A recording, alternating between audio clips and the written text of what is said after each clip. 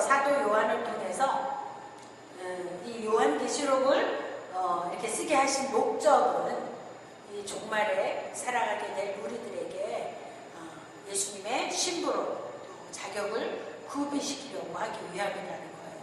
그래서 주님의 때가 가까웠으면 우리가 준비하고 그것을 기다려라.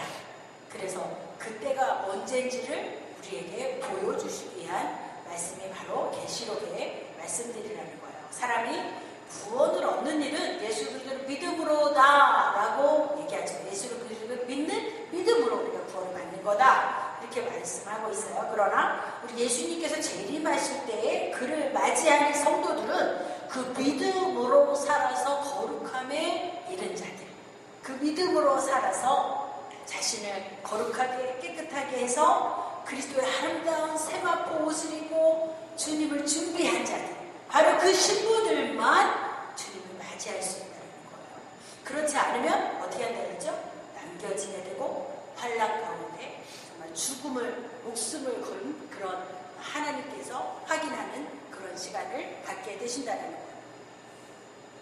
그래서 믿음과 이런 거룩한 삶, 행위는 우리가 분리된 게 아니다라는 거예요. 결국 믿음으로 살고 하나님을 인정하는 사람들의 삶은 거룩함을 같이 따라갈 수밖에 없다는 것이죠. 주님과 동행하기 때문에 우리가 그 주님을 따라서 살기 때문에 베드로후서 3장 14절 보면 그러므로 사랑하는 자들아 너희가 이것을 바라보나니 주 앞에서 점도 없고 흠도 없이 평강 가운데 나타나기를 힘써라 라고 말씀하신다는 거예요.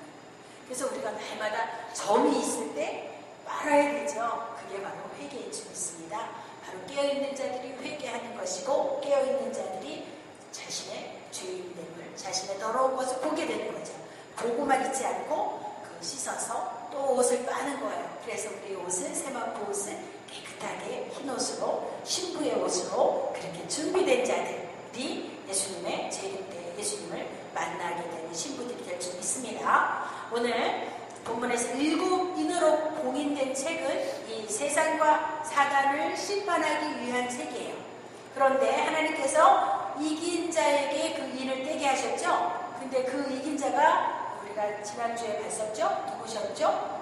이미 죽임을 당했던 것 같은 어린 양의 모습으로 오셨던 그 예수님이 바로 이긴 자이시고 그분이 그 권세와 또 심판하시는 권세까지도 가지고 계셨어요.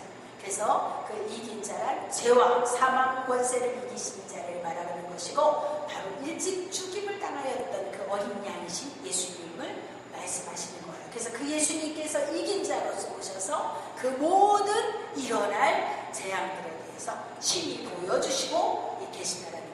그래서 보여주시는 이유는 우리로 하여금 준비하게 하시기 위함이라는 거죠. 준비하게 하기 위해서. 그런데 이미 다 보여주셨는데도 우리가 말씀을 보지 않고 그 보여주신 것을 우리가 이해하지 못하고 깨닫지 못한다면 그것만큼 어리석은 그런 삶이 없다고 생각이 됩니다. 그래서 우리는 정신을 차리고 이 계시록에서 말씀하시는 하나님의 말씀을 우리가 정말 하나라도 놓치지 않고 내 것으로 삼으려고 노력하는 저와 여러분 되기를 바랍니다. 내가 봄에 어린 양이 7인 중에 하나를 떼시는데 그때 내가 들으니 내 생물 중 하나가 물에 들어가시는데 오라 하시기로 이에 내가 보니 흰말이 있는데 그 탄자가 발을 가졌고 말루간을 받고 나아가서 이기고 또 이기려고 하더라. 예. 첫 번째 이때 때 무슨 말이요? 흰말. 예, 흰말이 사람이 타고 있는데 뭘 들었다 그랬죠? 말을 들었다라고 얘기하고 있어요. 그래서 이 흰말을 탄 자에 대해서 이제 과거에는 이 흰말을 탔다라는 거 이거는 흰말을 타고 이기고 또 이기려고 하더라라는 말로 봐서는 완전히 이긴 게 아니기 때문에 이건 아마 적그리스도를 말하는 거다. 적그리스도가 이제 이렇게 변형된 모습으로 올 거다라는 것을 얘기를 했어서 저도 그렇게 또 생각도 해봤었고 누가 또 얘기를 하셨기 때문에 그렇게도 받았고 이렇게 생각을 했었는데 사실은 그렇지 않다라는 거예요. 이게 보니까 역사적으로 초대교회부터 복음이 이 땅에 오고 이제 일어났던 일들을 하나님께서 다시 보여주시는 거예요. 그래서 이 흰발을 탄 자들이 활을 들었고 그리고 결과를 받았으니 그리고 나가서 이기고 또 이기려고 하는 그 모습이 바로 초대 교회부터 교회의 시작이고 바로 거룩하게 된 성도들의 모습이다라는 거예요.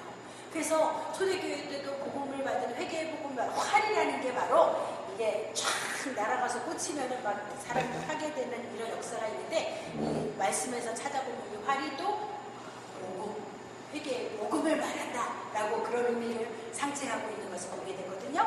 그래서 이 복음을 말하는 건데 초대교회 사람들이 이렇게 복음을 받고 얼마나 뜨겁고 성령의 역사가 강하게 일어났어요. 그죠? 그래서 다 막 정말 순교를 당하더라도 복음을 붙잡고 예수 그리스도를 전파하다가 죽기도 하고 이랬단 말이에요. 그러니까 이기고 자꾸 이기려고 하는데 그런데 우리가 알다시피 역사적으로 방해가 일어나게 되죠. 그 AD 313년에 콘스탄티누스 황제가 이 기독교와 또 이 나라를 정치를 이렇게 바꿨잖아요. 그래가지고 그러면서 생긴 게 교황권이라고 했죠. 그래서 이 정치하고 종교가 하나가 돼서 교황권이 생기면서 사람들이 다 좋아했어요. 왜? 그전에는 계속해서 예수 기독교에 믿는 사람, 기독교인들이 박해를 받고 있었기 때문에 그렇기 때문에 콘스탄티누스 그 제왕이 그것을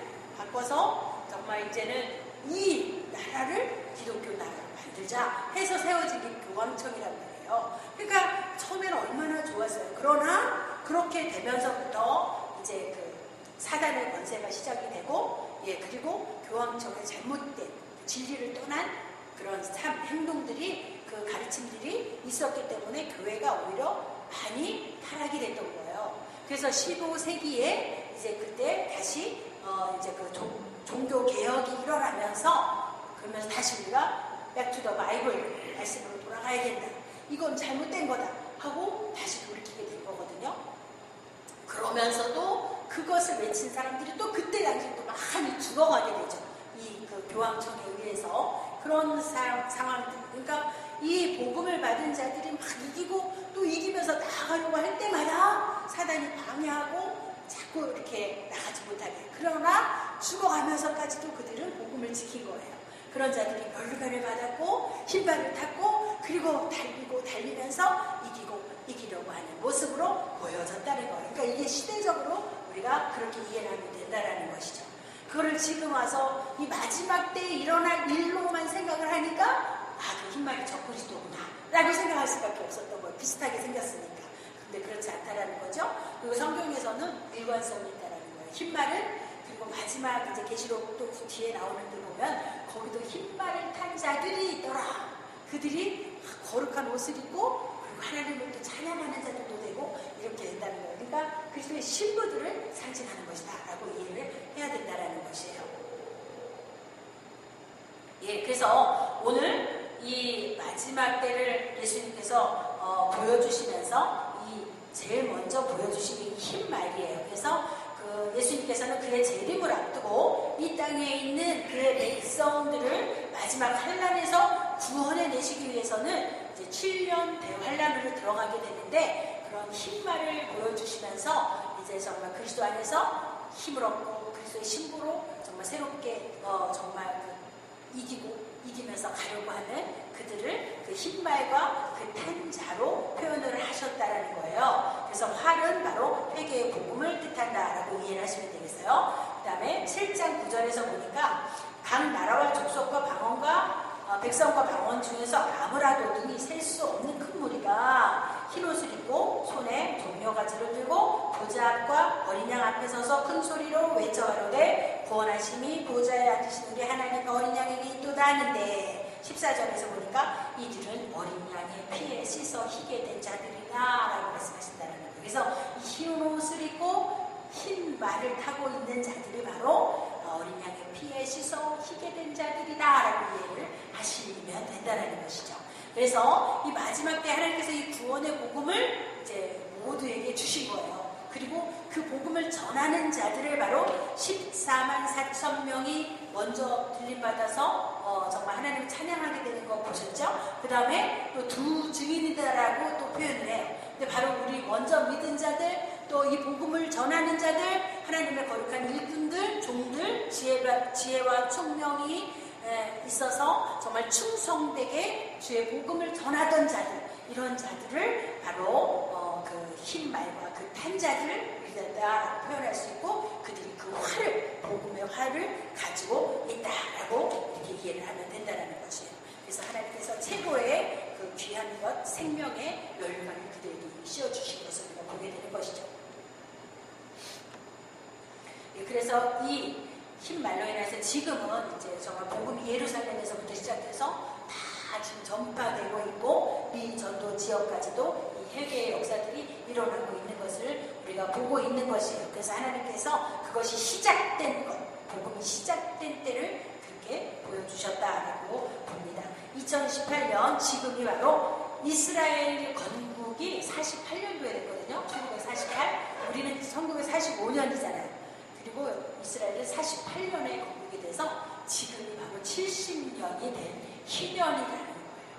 그래서 이번에 5월 13일에서부터 15일까지 열방을 향한 행진이 그 예루살렘에서 있는데, 크레넷이라는 곳에서부터 시작을 해가지고 예루살렘을 통과해가고 시온산에서 산까지 행진을 하는 그런 그 플랜이 있어요. 그런 컨퍼런스가. 그래서 거기서 생명의 페스티벌이라는 국제 컨퍼런스를 가죠. 그래서 그 이스라엘 사람들, 물론 메시아닉 주시들로 인해서 시작이 된 거겠죠. 그리고 모든 기독교인들과 함께 이것을 준비했다라고 얘기를 하고 있어요. 근데 이게 뭐냐면 70년의 회복을 알리지만 바로 백투더 예루살렘, 우리가 봤죠? 이사야서를 보면은 그 아이들을 안고 너희가 돌아올 것이며 열방에서 돌아올 것이다. 그래서 다 지오니즘, 예루살렘으로 다 모이게 될 것이다. 그곳에서 하나님을 찬양하게 될 것이다. 했던 말씀들이 지금 이루어지고 있는 일이라는 거예요. 지금 70년도. 그래서 지금 그거 막 신청을 받고 있어요. 와서 같이 참여하자고. 저는 그걸 보면서 자, 진짜 성경에서 선지서들이 말하고 있던 그 예언의 말씀들이 지금 이렇게 일어나고 있구나. 모든 열방들이 거기 모여서 행진을 하는 거예요. 우리 지저스 인 더 시티 그거 하는 것처럼 거기 중심을, 제 생각에는 거기 많은 위험도 있을 수 있겠다라는 생각이 드는 거예요. 테러의 위험도 있을 수가 있겠다. 그러나 그들은 그것을 하는 거예요. 568년에 그때 무너졌던 이스라엘이죠. 그래서 다시 사람을 보내서 예루살렘을 세우게 하고 이렇게 하긴 했지만, 결국 이스라엘이 제대로 나라로서 갖춰서 일어난 거는 1948년이라는 거죠. 그러니까 얼마나 거의 2000년 동안을 묻혀 있었고 있긴 있었어요. 다시 가서 성전을 짓게 하고 살게 하고 이거는 했지만 나라가 다시 건국이 되지는 못하다가 48년에 건국이 된 거예요. 이것도 기적이라는 거예요. 이게 하나님이 하시니까 이렇게 되는 것이지 사람의 힘으로는 2000년 동안 없어진 나라가 다시 세워질 수 없다는 거죠. 그 많은 고난을 받았고, 근데 그 하나님께서 이스라엘 백성들한테 구약시대부터 약속하셨던 그 약속이 이루어지는 날이에요.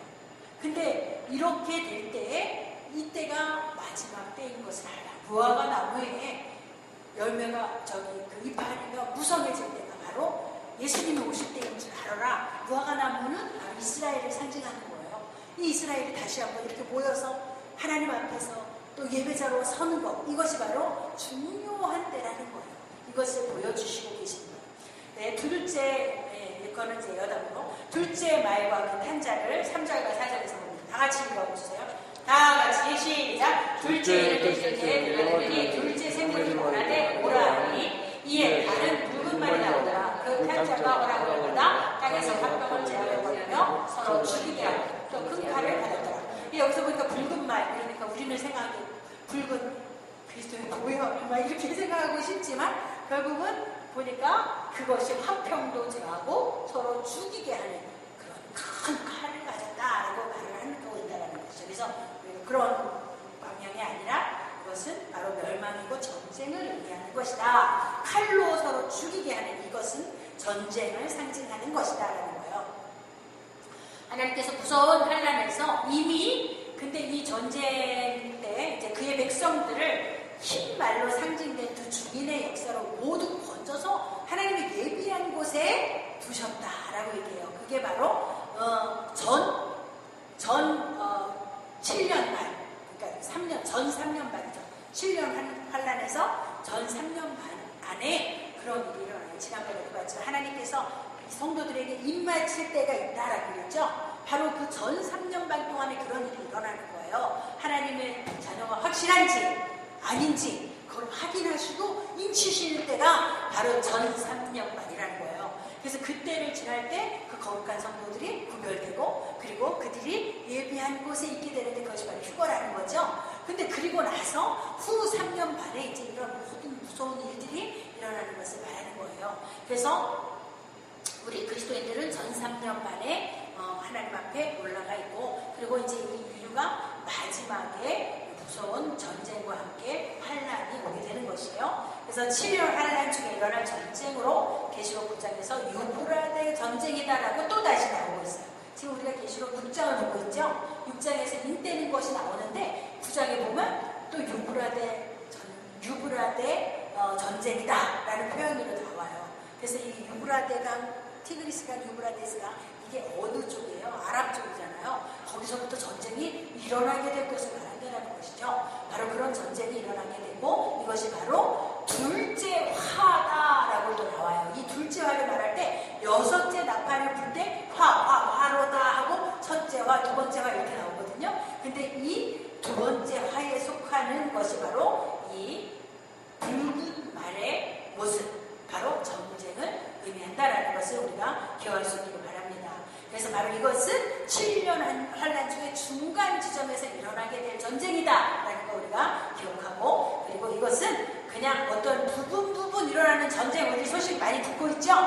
부분적인 게 아니라 이거는 전 세계가 같이 일어나는 3차 전쟁이 되는 거예요. 바로 이게 유브라데 전쟁이라는 거예요.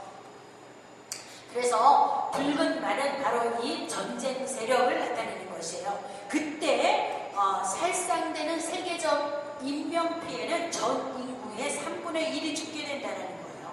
그래서 그 피가 무슨 말에 허리까지 온다라고 얘기하죠. 그 정도로 무서운 전쟁이 있게 될 것이고 화평을 제하는 일, 전쟁을 의미하는 것이다라는 거예요. 7년 환란 중에 일어날 전쟁의 주도 세력은 땅의 사방의 바람으로 표현된 세계 4대 열강. 우리가 지난번에도 봤죠. 천사가 그 바람, 내 모퉁이에 바람을 쥐고 있다라고 얘기했죠. 그래서 아직까지는 전쟁이 일어나지 않게 쥐고 있는 상태예요.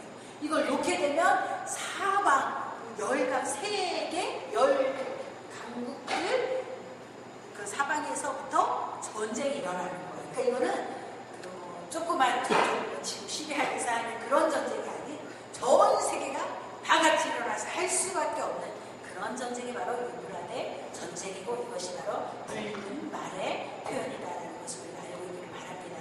그 다음에 세 번째 일을 떼는 걸 보게 돼요. 세 번째 일은 검은 말과 저울이 나오죠. 시작. 셋째 일을 떼실 때 내가 들으니 셋째 생물이 말하되 오라 하기로 내가 보니 검은 말이 나오는데 그 탄자가 손에 저울을 가졌다. 내가 네 생물 사이로부터 나는 듯한 음성을 들으니 이르되 한 데나리오는 일한 대로 한 데나리오 돌이 석대로다. 또 감람류와 포도주를 해치지 말라 하더라. 셋째 일을 떼는 거예요. 사도 요한은 지금 성도들이 휴거된 후의 일들을 환상으로 보고 있어요. 이미 성도들은 휴거가 됐어요. 그 다음의 일을 보고 있다라는 거예요. 그래서 휴거 후의 일들을 환상으로 지금 요한이 보고 있는 거예요. 셋째 인을 떼실 때 검은 말이 나오는데 이 말은 탄자가 손에 뭘 들었다 그랬어요?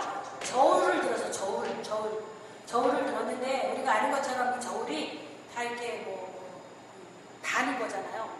바나나가 몇 킬로, 토마토가 몇 킬로 다는 거 이렇게 하는 건데 이것은 그 양식을 계량하는 일이죠. 근데 이 일이 바로 경제적인 통제 정책을 상징해 줍니다. 그러니까 자꾸 뭐든지 물가도 오르고 경제적으로 뭔가 통제되고 있는 우리가 할 수 없는 그러나 뭔가가 주장해서 하고 있는 그런 때 그래서 모든 사람들이 이렇게 고난을 받게 돼요. 그래서 이렇게 모든 게 비싸졌다 그랬죠. 그러니까 한 대나리온이면은 어른이 하루 일하는 값이라 그랬죠. 근데 그거에 밀이 보통은 밀을 5대를 살 수 있대요. 근데 그 한 대밖에 못 사는 거예요. 그리고 보리도 25대인가를 살 수 있다는데 그게 3대인가 몇 개 못 산다고 이렇게 나오죠. 그러니까 그만큼 비싸지기도 하지만 그만큼 부족하다. 양식이 부족한 상태를 말해주고 있다는 거예요. 그러니까 전쟁이 일어나면 당연히 그렇게 되죠. 그래서 그런 상태를 보여주고 있는 것이에요. 물가 폭등뿐만 아니라 양식의 부족 상태. 그런데 그런 환난의 때에 하나님께서 6절 말씀을 다시 보면 시작. 내가 내 생을 사이로 떠나는 깃털 소리를 음성을 들으니 이때 하나님의 속되더라. 그런데 중요한 게 또 감람류와 포도주를 해치지 말라 하더라. 여기서 감람류와 포도주라는 것은 바로 성령의 사람, 진리의 말씀 가운데 있는 사람들을 의미하는 건데 이것은 해치지 말라. 그러니까 하나님께서 그의 백성들을 보호하고 계시다라는 것을 또 나타내주는 말씀이다라는 것을 우리가 알게 되기를 바랍니다. 그래서 하나님께서 계속해서 말씀에도 나오지만 예비한 처소에 하나님께서 하나님의 백성들을 둘 것이다 이렇게 말씀을 하세요. 자, 예비한 처소가 바로 휴거돼서 공중에서 우리가 주님을 영접하게 하리니 이것이 첫째 부활이다 라고 말씀하시잖아요. 바로 그것, 그 예비된 처소에 하나님 백성들은 두게 하시는 거예요.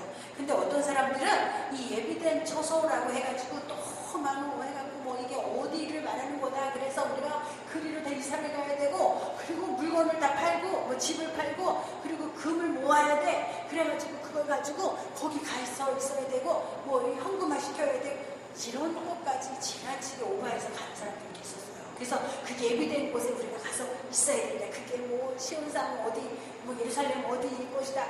뭐 이런 얘기까지도 도는 걸 들어본 적이 있어요. 그런데 그런 것이 아니에요. 하나님이 예비한 처소에 하나님이 우리를 두게 하시는 거죠. 내가 준비해서 가는 게 아니라는 거. 그러니까 우리가 이런 거를 보면서 때를 준비하라 된다고 해가지고 막 다 있는 거 팔아서 현금으로 가지고 있어야 돼. 이런 것도 아니다라는 거예요. 그러니까 우리가 그런 것 바로 하나님이 예비한 처소에 특별한 보호하심을 받는 감람류와 포도주도 제가 지금 오늘 공부를 포도주는 좋은 거잖아요. 그런데 마지막에 그 재앙의 때에는 포도송이가 그 죄인들의 그 표상이에요. 포도송이. 그때까지도 포도송이로 나무에 붙어 있는 것들은 그때 그것들이 그 죄악의 상징으로 하는 그걸 다 따서 포도즙 틀에 담는 진노의 포도주가 된다. 그래서 제가 이거를 이번 주에 목사하면서 예수님께서 내가 이제 다시는 이 포도주를 먹지 아니하리라 라고 가셨어요. 마지막. 그래서 우리는 그 포도주를 언제 먹죠? 성찬 예식할 때 예수님의 죽으심과 보혈의 상징으로 우리가 포도주를 먹잖아요. 그리고 그 포도주는 이제 거룩한 주님의 피를 상징하면서 우리가 주님을 기념하면서 먹는 거예요. 그런데 마지막 때에 나오는 거는 진노의 포도주다라는 거예요. 그러니까 진노의 포도주에 취한 자들이라고도 표현을 그러거든요. 그러니까 이게 세상적이고 타락되고 이런 자들의 모습이에요. 그래서 마지막에 그 포도송이가 다 익어가지고 이제는 떨어질 때가 된다. 이렇게 얘기를 해요. 그러니까 죄악상이 그냥 익고 익어서 이제는 다 떨어질 때가 됐을 때 하나님이 그것들을 다 떨어뜨려서 진노의 포도즙 틀에 넣어서 밟아서 그 진노의 피를 흘리게 한다라고 얘기를 하시거든요. 그래서 아무튼 우리가 지금 여기서는 감람류와 포도주 이거는 그리스도의 주님의 상징으로 주님을 안에 있는 성령 안에 있는 예수 그리스도 안에 있는 우리를 상징하는 거예요. 그들은 해치지 말라라고 말씀하고 있다는 거예요. 자, 네 번째로 갈게요. 네 번째는 7절 8절이에요. 시작. 제 이를 드실 때 내가 제 주의 음성을 듣는 말한테 보라고 내가 봄에 청원색 말을 얻었는데 그 자들의 사마리니 누가 그들을 떨더라. 그들이 땅 4분의 1의 건설로부터 검과 능력과 사랑과 땅의 주민들로부터 죽이더라. 8절 대지연을 떼실 때 청황색 말이 나오는데 청황색 말은 인류 역사에 최종적으로 나타나게 될 환란의 세력이다라고 말씀을 하고 있어요. 그 이름이 바로 사망이다. 여기서 말하는 사망은 진짜 완전한 멸망을 말한다라고, 영적인 사망을 말한다라고 보면 되고요. 이때는 땅의 4분의 1의 권세를 받은 자가 역사를 하는 거예요.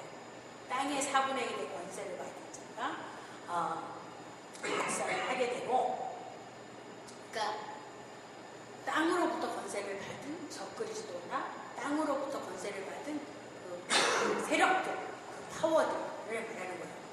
그 사람들이 이제 그것을 이렇게 통치를 하게 되는데, 그 권세로 인해서 검과 흉년과 사망과 그리고 땅의 짐승으로서 죽이더라. 땅의 짐승은 뭐죠? 적그리스도, 우리가 저번에 얘기했던 것처럼 666 짐승의 표를 받았다라고도 얘기하고, 이런 것들이 이제 그 세력이 일어나서 그 세력이 땅의 4분의 1의 권세를 가지고 이 땅을 치게하는 거예요. 그렇게 할 때 그 짐승들에 의해서 죽게 되는 거다라는 거예요. 사망이 있는 거다라는 걸 얘기를 하는 거예요. 그래서 이가 적그리스도로 말미암아서 이 세상에서 그 세력들의 권세를 얻고, 그리고 그 땅의 짐승들로 인해서 사망을 가져오게 되는데, 그때 남아있는 자들은 영원한 멸망에 처하게 된다는 거예요. 이 같은 청황색 말의 권세가 적그리스도에게 주어진 것은 하나님을 떠나고 예수 그리스도를 믿지 않고 예수님만에 관심도 없고 그런 모든 인류들로 하나님의 최종적인 심판을 받게 하기 위해서 하나님께서 이러한 것을 허락하신다는 거예요. 그러니까 하나님께서 그 믿음을 확인하기 위해서 적그리스도들과 짐승의 역사를 통해서 우리를 시험하신다는 거예요. 그래서 이미 통과된 자들은 하나님의 나라에 있지만, 그렇지 못한 자들은, 거기서 통과하지 못한 자들은 결국은 사망, 영원한 멸망에 이르는데, 그것이 바로 최종적인 심판, 최종적인 마지막 환란이 될 것이다라는 거예요. 그게 바로 청황색 말로 나타내고 있다는 거예요. 다섯째 인을 떼실 때에 9절과 10절 보죠. 시작. 다섯째 인을 떼실 때 내가 보니 하나님의 말씀 그들의 가진 증거로 말미암아 죽임을 당한 영혼들 두 아래에 있어 그들을 불러이르되 거룩하고 참되신 내 주여 땅에 거하는 자들을 심판하여 우리를 갚아주지 아니하시리까 하실까 하니, 각각 그들에게 두루마리를 주시며 이르시되 아직 잠시 동안 쉬되 그들의 종들과 그들도 자기처럼 죽임을 당하여 수가 자식하지 않아. 아멘. 이 다섯째 인을 떼실 때는 환란은 아니지만 이제 죽었던 그리스도인들, 죽은 순교자들이 하나님 앞에 호소하는 장면이죠. 어느 때까지 빨리 이거를 심판 안 하시고 우리를 이렇게 두게 하시겠습니까? 하는 뭐 이런 말씀이에요. 그랬을 때 그들에게 흰 옷을 입혀주시면서 잠시 동안 쉬고 있어라. 왜? 7년 마지막 환란이 끝날 때까지 쉬고 있어라 라고 말씀을 하신다는 것이죠. 그래서 그렇게 이 다섯째 인을 떼시는 장면이 나오고 있습니다. 그래서 주님의 재림과 인류의 심판을 독촉하는 순교자들의 호소인 것이죠. 그래서 이런 위칭이 10절에서 나오고 있어요. 그래서 순교자들에게 하나님께서 그 흰 두루마리를 주셨고, 그리고 잠시 쉬게 하시는데 뭐가 중요하냐면 그 순교자의 수가 있다는 것이죠. 하나님이 원하는 순교자의 수가 있는데 그것이 차기까지 기다리고 있어요. 그것이 차면 이제 그때가 바로 마지막 때다라는 거죠. 그래서 지금도 많은 순교자들이 생겨나는데 어떤 분들은 이제 막 그러지 않게 해달라고 기도하는 분들도 있더라고요. 근데 저는 이제 오히려 그분들이 끝까지 믿음을 지키고 그 자리에서 승리하게 해달라고 기도를 하게 되는 거예요. 왜? 이거는 하나님의 계획이잖아요. 순교자들이 생기는 것도. 순교자들이 생기는 게 하나님의 계획이에요. 순교자의 수가 차기까지 기다리고 계시는 거거든요. 그 차는 어차피 그 수는 채워져야 되는 거예요. 누가 되든지. 그러니까 우리가 그 자리에 있어야 될지도 몰라요. 그러니까 하여간 우리는 그걸 기도해야 돼.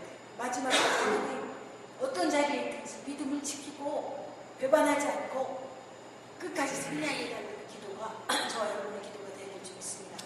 그리고 지금 그 자리에 있는 자들이 오히려 우리를 대신해서 순교자의 수에 들어가 있는지 몰라요. 그들이 그것을 감당해낼 수 있도록 하나님 믿음 잃어버리지 않게 해주시고 끝까지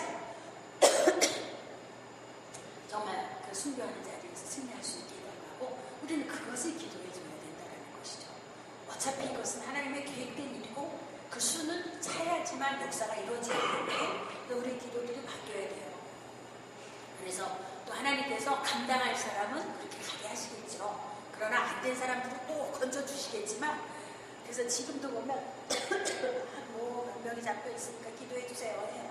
그 기도는 바로 그들이 넉넉하게 감당할 수 있게 해달라고, 그들의 믿음을 지켜주시라고 그렇게 기도해 주시기를 바랍니다.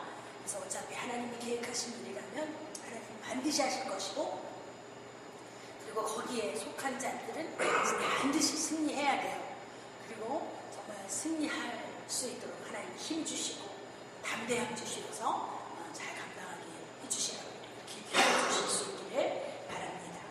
마지막으로 12절을 봅니다. 12절부터 시작. 내가 보니 여섯째 이를 떼실 때 큰 지진이 나며 해가 검털 산국같이 검어지고 달은 온통 피같이 되며 하늘의 별들이 무화과 나무가 대풍에 흔들려 서리는 열매가 떨어지는 것 같이 땅에 떨어지며 하늘은 두루마리가 말리는 것 같이 떠나가고 각 산과 성이 제자리에서 옮겨지네. 땅이 인민들과 왕족들과 장관들과 부자들과 강한 자들과 모든 종과 자유인이 불과 산들과 갈등에 숨어 산들과 바다에 가되 우리 위에 떨어져 더 잘할 것이니 얼굴에서 그 어린애는 진노에서 우리를 가리라. 마지막 그들의 진노에 풀날이 되었으니 누가 그에서 두려워하리라. 이게 마지막 때에 그 남은 자들, 휴거되지 못하고 남은 자들이 그 환란이 얼마나 무서우면 다 와서 내 위에 가이아 배 위에 떨어져서 나를 감춰달라. 그 하나님의 두렵고 무서운 진노의 날에 어떻게 그 앞에 누가 설 수 있겠느냐라고 말씀하면서 6장을 마치는 것을 보게 됩니다. 이것이 바로 7째 대접의 심판으로 오신 그 마지막 인을 6째 인을 떼시는 모습이에요. 그리고 7째 인을 뗄 때 또 다음 것이 진행이 되는 게 아니라 7째 인을 뗄 때 나팔의 재앙들이 나오거든요. 그 나팔의 재앙이 바로 이 첫 번째 말, 두 번째 말, 세 번째 말들을 다시 설명해주는 내용들인 거예요. 그러면서 그 안에 대접의 사건, 대접의 재앙들도 또 그렇게 해서 전개가 되는 거예요. 그러니까 이게 그렇게 이해를 하고 계시록을 보면은 또 많이 이제 그게 이렇게 읽어져요.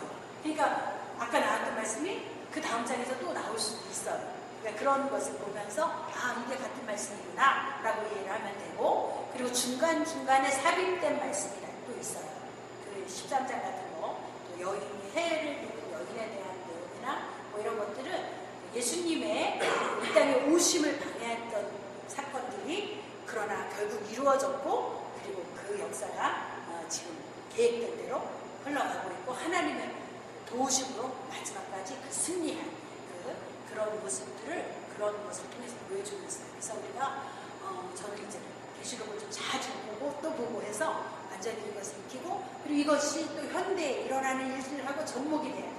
그래서 지금 우리가 어느 시점에 와 있고 우리가 뭘 준비해야 하고 어떻게 준비해야 되는지 그걸 보게 하는 것이죠. 그래서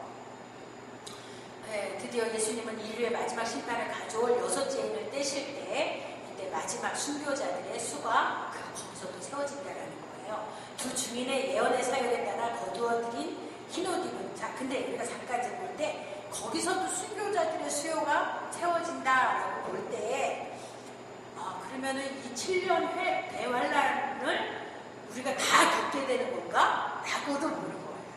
그래서 어떤 사람들은 이 말씀으로 보면 분명히 7년 대환란이 전 3년 반, 후 3년 반으로 나눠지고 그 중간에 휴거가 있을 것이다 라는 게 말씀에서도 표현이 되는 게 있어요. 그래서 그렇게 또 믿고 있거든요. 그런데 여기서 보니까 완전 마지막 순간까지 또 순교자들의 수요가 채워진다. 그리고 또 여기서 아까 보니까 이미 죽은 순교자들이 하나님께서 힘을 주고 잠시 쉬고 있어라 라고 말씀을 하셨다라는 것을 봤을 때 그런 걸 보면서 어떤 사람들은 7년 대환란이 다 끝날 때까지 우리 성도들도 다 거기에 참여하나 보다 라고 보는 사람들이 있는 거예요. 그래서 이런 데서 이제 다 각기 주장하는 주장들이 다를 수 있어요. 근데 볼 때 계시록을 봐도 다니엘서를 봐도 하나님께서 이 때를 다 면하게 해주신다, 피하게 해주신다라고 말씀을 하기 때문에 그리고 그 데살로니가 전서에서도 말씀하신 거로 휴거가 반드시 일어나게 될 것을 얘기를 하고 그 예비된 처소에 옮겨두신다라는 말씀이 계속 반복돼서 나와요. 그것을 봤을 때는 성도들은 그 3년 반, 전 3년 반이 끝나고 이렇게 구별이 된다. 왜냐하면 후 3년 반은 이제 완전 어려운 그 환란이기 때문에 그때 하나님께서 피하게 해주신다고 말씀을 하셨기 때문에 그래서 우리는 어쨌든 간에 지금 거룩한 성도로 준비되어 있어야지 그래야지 피하게 하실 때 우리는 피해진다라는 것이죠. 그리고 지금이라도 또 생명을 달라 하면 십자가에 놓겠으니 그 찬양이 그냥 나오는 게 아니라 눈물로 드려지는 고백이 찬양이 되어야 되는데 바로 그런 찬양도 우리가 할 수 있는 준비된 자들이 될 수 있으면 좋겠습니다. 그렇게 될 수 있도록 하나님께서 우리에게 성령으로 충만케 하시고 감당하는 능력을 주시라고 기도할 수 있기를 바라고요. 그래서 7째 대접의 심판의 모습은 이날에는 세상에 남아있는 모든 사람들이 세상에 남아있는 모든 자들이 받게 되는 재앙이고 지금 많은 사람들의 주에 감림하신다는 약속이 어딨냐 우리 아마 동진이랑 지혜를 들으면서 그 말씀이 있겠지만 그게 이렇게 급하게 오겠나 진짜 그 말씀이 사실일까 이렇게 생각할 수도 있죠. 그러나 이렇게 생각하는 사람들도 있다라는 거예요. 근데 롯의 때와 같이 노아의 때와 같이 그렇게 많은 사람들이 세상의 즐거움에 빠져 있을 때 그때 그 날이 반드시 온다라는 것이죠. 주의 날이 도적같이 오리라고 말씀하고 계시기 때문이에요. 그래서 우리는 어쨌든 미련한 다섯처녀가 돼서는 안 되고 지혜로운 다섯처녀가 되어서 깨어 있어야 되고 기름도 준비해야 되고 그리고 하나님의 때를 보면서 우리가 주님을 계속 사모하고 또 마지막 28장 19, 20절에 보면은 우리에게 하나님께서 복음을 주시고 마지막에 어떻게 했어요? 그러므로 너희는 가서 모든 족속 제자를 아버지와 성령의 이름으로 세례를 주고 내가 너에게 분부한 모든 것을 가르쳐서 지키게 하라. 내가 너희와 세상 끝날까지 함께 있으리라 하시니라. 이 말씀이거든요. 그래서 우리도 이제 그 말씀대로 준비하는 자들이 돼야 되는 줄 믿습니다. 그래서 우리가 만나는 자들 또 함께하는 우리 주변의 친구들에게도 계속해서 이 사실을 깨어있고 준비된 자로 우리가 주님을 같이 준비해야 됩니다라는 것을 알려줘야 되는 줄 믿습니다. 그런 저와 여러분 되셔서 마지막까지 주님 오시는 그날에 정말 기쁨으로 일어나 주님 맞이하고 어떤 어려운 환난에서도 넉넉하게 믿음으로 우리가 선포하면서 믿음으로 그 고난들도 감당해낼 수 있는 저와 여러분 되기를 간절히 축원합니다. 아멘. 우리 나오셔서